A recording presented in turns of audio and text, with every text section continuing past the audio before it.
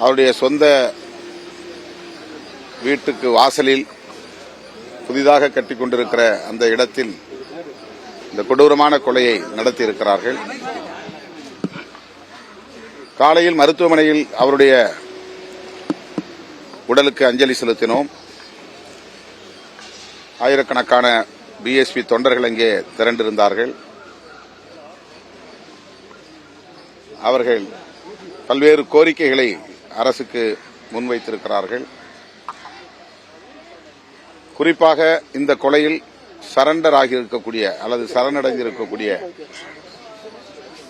நபர்கள் மட்டுமே குற்றவாளிகள் அல்ல. உண்மையான குற்றவாளிகள் அனைவரும் கைது செய்யப்பட வேண்டும்.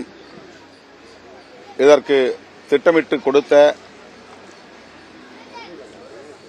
கும்பலையும் கைது செய்ய வேண்டும் என்பது மிக முக்கியமான ஒரு கோரிக்கை. அரசின் கவனத்திற்கு இதை எடுத்துச் சென்றிருக்கிறோம். முதற்கட்டமாக இவர்களை கைது செய்திருக்கிறோம். புலன் விசாரணையை தொடர்ந்து திட்டமிட்டவர்கள் யார் யாரோ அவர்கள் அனைவரையும் கைது செய்வோம் என்று காவல்துறை உயரதிகாரிகள் உறுதியளித்திருக்கிறார்கள். அவருடைய உடல் பொதுமக்களின் பார்வைக்கு வைக்க ஏதுவாக இந்த பகுதியிலே உள்ள பந்தர் தோட்டம் அரசு மேல்நிலைப்பள்ளி வளாகத்தில் விளையாட்டு மைதானத்தில் வைப்பதற்கு அரசு அனுமதித்திருக்கிறது. இன்னும் சில மணி நேரங்களில் அவருடைய உடல் இந்த பகுதிக்கு எடுத்து வரப்படும்.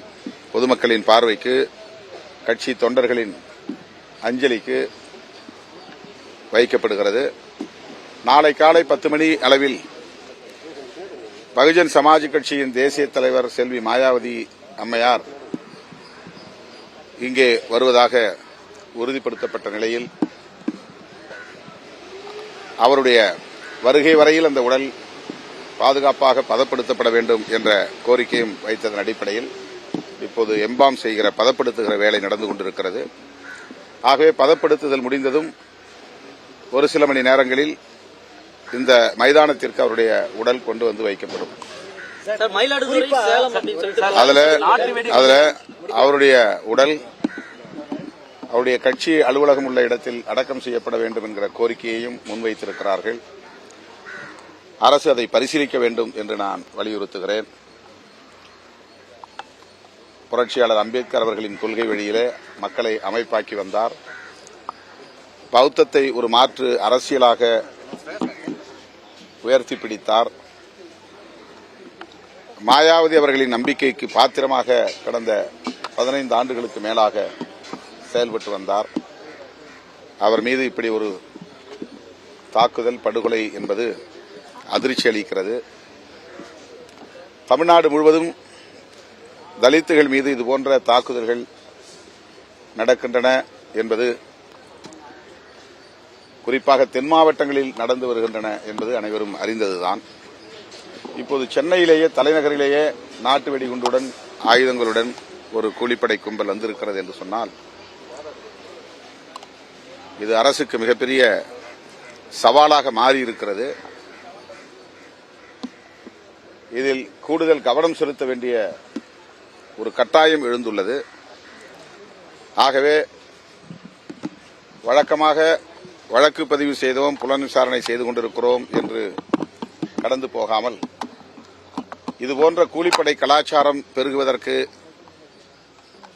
காரணம் என்ன என்பதை கண்டறிய வேண்டும்.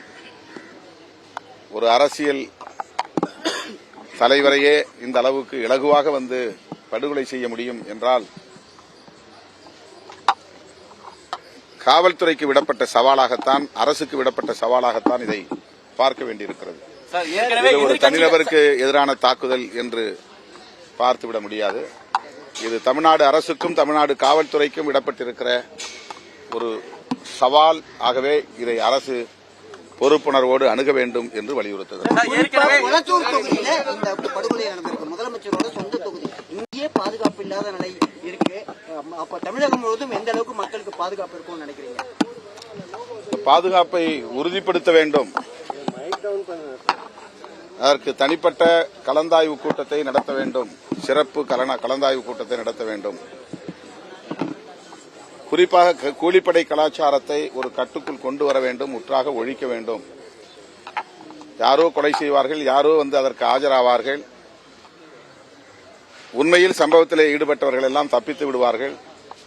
திட்டம் போட்டு கொடுத்தவர்களும் வழக்கிலே சிக்க மாட்டார்கள் என்றால் இது மேலும் மேலும் தொடரும்.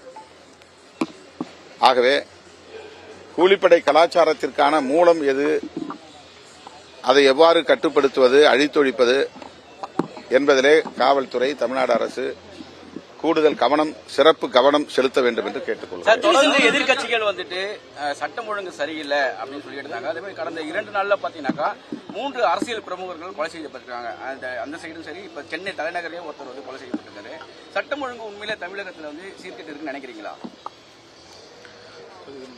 இது சட்டம் ஒழுங்கை சீர்குலைக்கிற முயற்சிதான். தனிநபர்கள் மீதான தாக்குதலாக இருந்தாலும், தலித்துகளை குறிவைத்து தாக்குதல் நடத்துகிற போக்காக இருந்தாலும், சட்டம் ஒழுங்கை சீர்குலைக்கிற மிக மோசமான ரவுடித்தனம். ஆகவே சட்டம் ஒழுங்கு பிரச்சனையாக மட்டுமே இதை பார்க்க முடியாது. சட்டம் ஒழுங்கு பிரச்சனையாகவும் பார்க்க வேண்டும். சமூகம் சார்ந்த அடிப்படையிலே நடக்கிற, சாதியவாத அடிப்படையில் நடக்கிற படுகொலைகள், சாதி மதத்தின் பெயரால் படுகொலைகள் நடக்கின்றன. தென் மாவட்டங்களில் அது அதிகமாக நடந்து வருகிறது. எனவே இவற்றையெல்லாம் தனிப்பட்ட முறையிலே ஆய்வு செய்வதற்கு தனி உளவுத்துறை தேவை. பொதுவாக இருக்கிற உளவுத்துறையினர் இதுபோன்ற சம்பவங்களை தடுப்பதற்கு